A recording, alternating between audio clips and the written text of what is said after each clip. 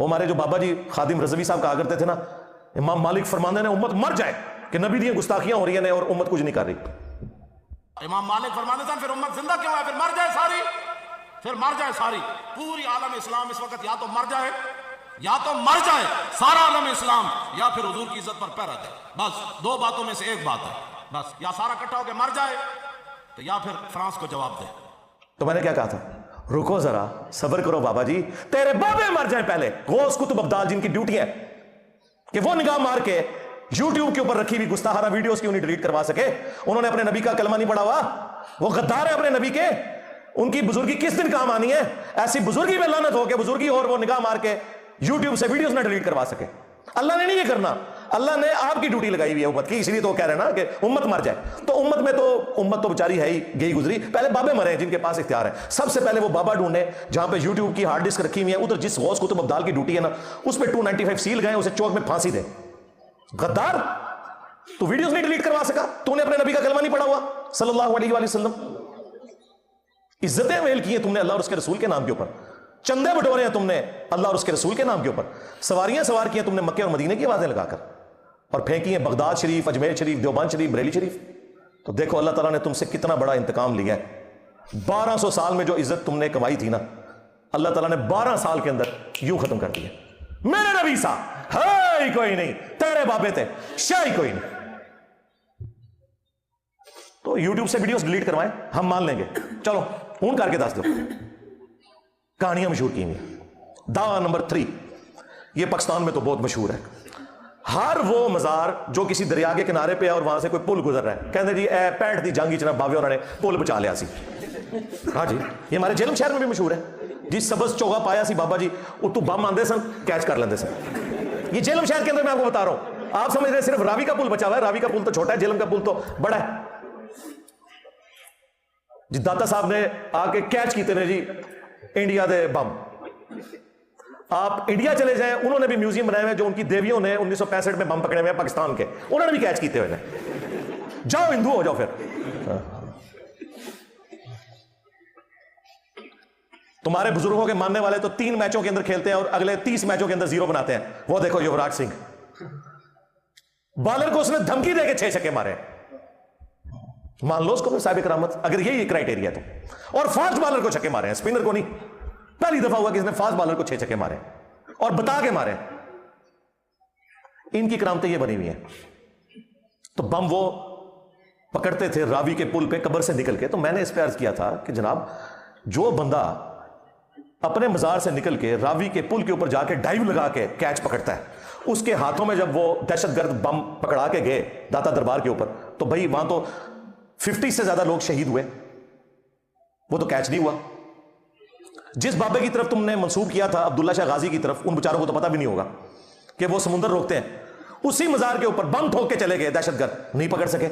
آج بھی چلے جائیں، کراچی کی بہترین ہیروئن چرس اور نشاور چیزیں آپ کو عبداللہ شاہ غازی کے مزار کے اوپر ملیں گی. اور کہتے ہیں یہ بزرگوں نے ڈیوٹیاں سنبھالی ہوئی ہیں. اور وہ کوکب نورانی صاحب جو ہمارے کراچی میں ہیں، وہ کہتے ہیں کہ جی ایک تو پاکستان کے وہ حکمران ہیں جن کو آپ وزیر اعظم کہتے ہیں، لیکن پاکستان کے جو اصل حکمران ہیں وہ میرے داتا صاحب ہیں. اسلامی جمہوریہ پاکستان، اس وطن میں ایک تو ہے ملکی حکمران جو بدلتے رہتے ہیں، مگر اس ملک کے روحانی تاجدار اصل بادشاہ میرے داتا صاحب رحمۃ اللہ تعالی علیہ حضرت سیدنا علی بن عثمان حجویری المعروف سیدنا داتا گنج بخش رضی اللہ تعالی.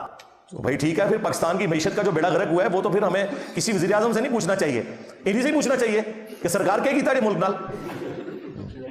چلو چھوڑ دو ملک کو. اپنے مزاروں کے اوپر جو بےہودگی ہو رہی ہے، جو نشاور چیزیں بک رہی ہیں، جو وہاں ملنگ بیٹھے ہوئے ہیں، جو نماز بھی نہیں پڑھتے نہ غسل کرتے ہیں، ان کی کو پاکی پلیتی کا ہی کچھ کر لو.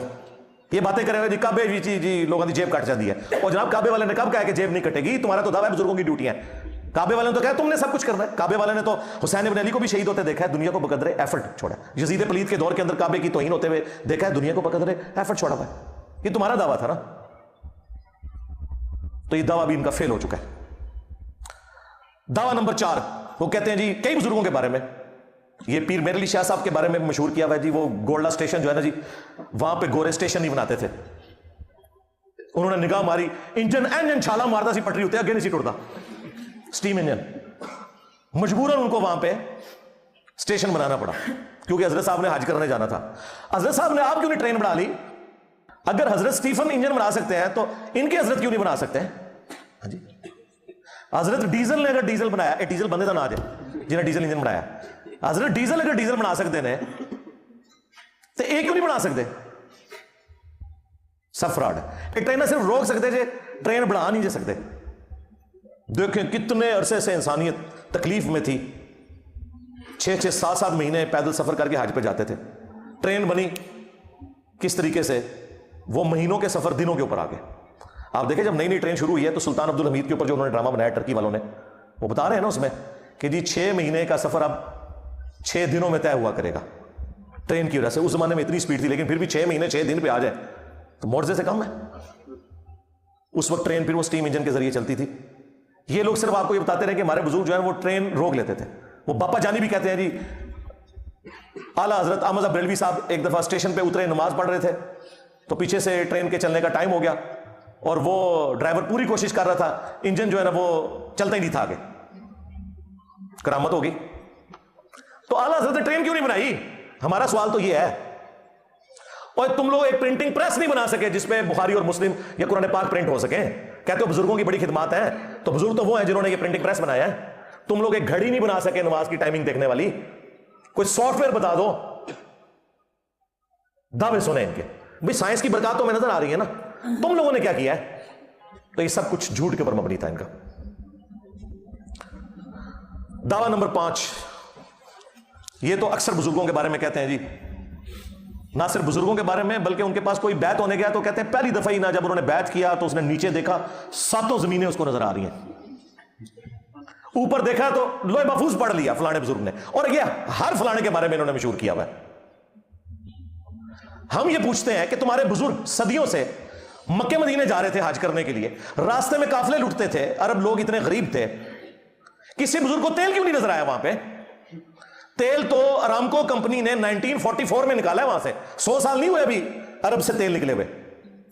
اور پہلی دفعہ جو تیل کا کنواں جس سے تیل نکلا 27 اگست 1859 27 اگست 1859 پنسلوینیا امریکن اسٹیٹ کے اندر سر ایڈون، اتنی مٹھی داڑھی تھی ان کی، کرسچن کرنل ایڈون ریٹائرڈ، انہوں نے نکالا تھا. تمہارے بزرگوں کو تو تیل نہیں نظر آیا. تیل تو موجود تھا نا زمین کے نیچے، نکال لیتے. جو بزرگ نیچے دیکھتے تھے 7 زمینیں کراس ہو جاتی تھی، تیل بھی کراس ہو گیا سی. 7 زمینیں نہیں نے پائی تھلے، لیئرز ہیں. تیل کسی بزرگ سے دریافت نہیں ہوا. ان کے دعوے سنیں. دعویٰ نمبر 6، وہ کہتے ہیں ہمارے بزرگ جو ہیں وہ دلوں کا حال جان لیتے ہیں، ان کی کرامت ہوتی ہے. آپ بیعت ہوں تو بڑے احتیاط سے وہاں بیٹھیں، ان کے بارے میں کوئی غلط نہ سوچیں ورنہ یہ ہو جائے گا وہ ہو جائے گا. اور چھاڑ دو اللہ دے بندے ہو، دل کا حال چھوڑ دو. میں اپنی میکینیکل انجینئرنگ کا کسی بھی سبجیکٹ کا کوئی فارمولا مشین ڈیزائن کا یا میکینکس آف مٹیریلز کا لکھ کے دیتا ہوں. کوئی دنیا کا بابا مجھے دیکھ کے پڑھ کے بتا دے کیا لکھا ہوا ہے، بشرطے کہ اس نے میکینیکل انجینئرنگ نہ کی ہوئی ہو. اے نہ ہے کہ گورے دی کتاباں تو پڑھ کے منو دسے تو میرے تے احسان کرے. سمجھانا تو دور کی بات، وہ یہ بتا دے لکھا کیا ہوا ہے. ویسے آپ مجھے بتائیں کوئی پڑھ کے بتا سکتا ہے اس طرح؟ سب کو بتائیں، جن کے ان کے مریدوں سے بھی پوچھے نا، وہ بھی کہیں نہیں آتے نہیں انجینئر صاحب نہیں پڑھ سکتے ہو. کیوں؟ اللہ کو نہیں آتی انجینئرنگ؟ اللہ کو تو آتی ہے نا، اللہ سکھائے نا. اس طرح نہیں ہوتا. دنیا کو اللہ تعالیٰ نے بقدر ایفرٹ چھوڑا ہوا ہے. اگر کسی کا دعویٰ ہے تو لائے سامنے. اور میں نے تو ان کو ابھی ویڈیو میں بے عزت ہوتے ہوئے دیکھ لیا ہے. جن کو یہ غوث وقت کہہ رہے ہیں، خود کہہ رہے ہیں غوث وقت ہے باپا جانی، وہ خود ایک یعنی وہ پیڈ سے کوئی چیز دیکھ کے پڑھ رہے ہیں تو ان کو اینک لگانی پڑی ہے اس سے پہلے. اور تم لوگ اینک کے بغیر تو پڑھ نہیں سکتے. تم لوگوں نے دل کا حال کیا جاننا ہے؟ یعنی دیکھیں جو بندہ دل کے اندر کسی کے پڑھ لیتا ہے اسے تو اینک کی ضرورت تو نہیں. ان بزرگوں نے اینکیں کیوں لگائی ہوئی ہے؟ اور وہ جو ان کا پوتا ہے اس کو تو اتنی موٹی اینک لگی ہوئی ہے جس کا نام انہوں نے معاویہ رکھا ہوا ہے. اتنی موٹی اینک لگی ہے. کیوں بھی اینک کی ضرورت کیوں ہے؟ جو دلوں کے حال جانتے ہیں اینکیں کس لیے لگائی ہوئی ہیں؟ آپ کے دل کے اندر پڑھ لیتے ہیں اور باہر لکھا ہوا نہیں پڑھ سکتے. اور سب کہانیاں نے فراڈ ہے، جھوٹ.